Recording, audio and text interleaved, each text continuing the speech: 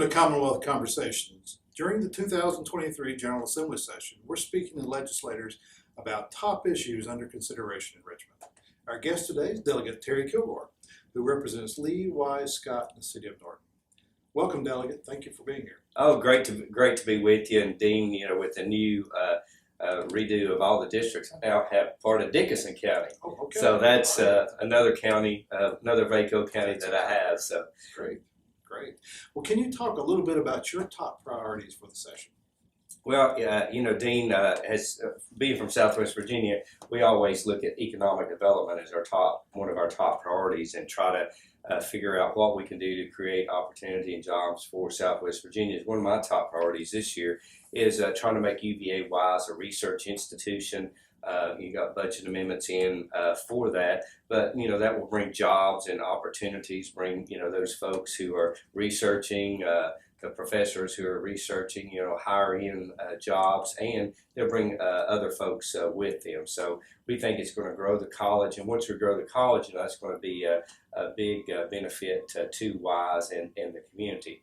One of my other areas that I'm really looking at is as it relates to energy and things of that nature. And then finally, tax cuts. We're in a situation right now where inflation is just running rampant, and we got to figure out what to do, whether it's energy bills, whether it's addressing energy bills, whether it's addressing just kitchen table issues. That's the other issues that we have.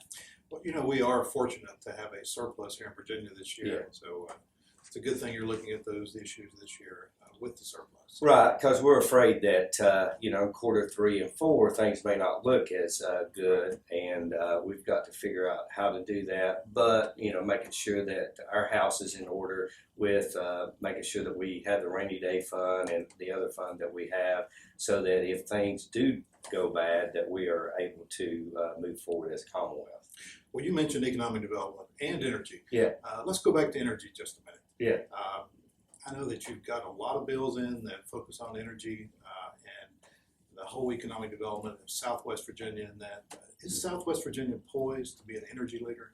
And what's happening in the General Assembly and what can be done? Well, I think we are poised to be an energy leader. Dean, over the years, past 100 years, Southwest Virginia has been the energy supplier for the Commonwealth and the East Coast with coal and gas, and we want to continue to do that, but we're going to have to reinvent ourselves just a little bit, whether that's with solar, but more importantly, small modular nuclear. Or advanced modular nuclear is what we're going to call it in the legislation, and we want to be the leader.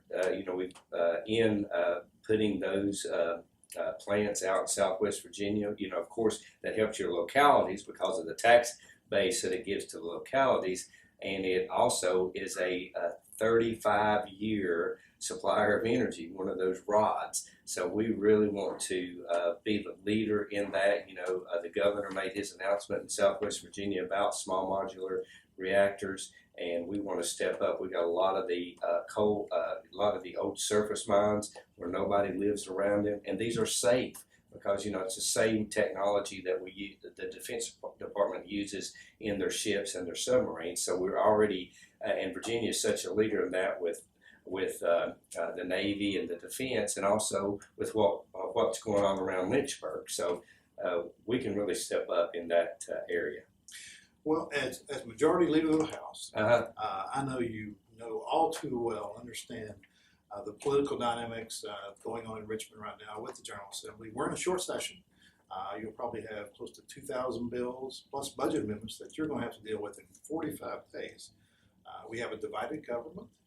We have very narrow majorities in both houses. What's your approach to moving legislation forward for your caucus and across the aisle?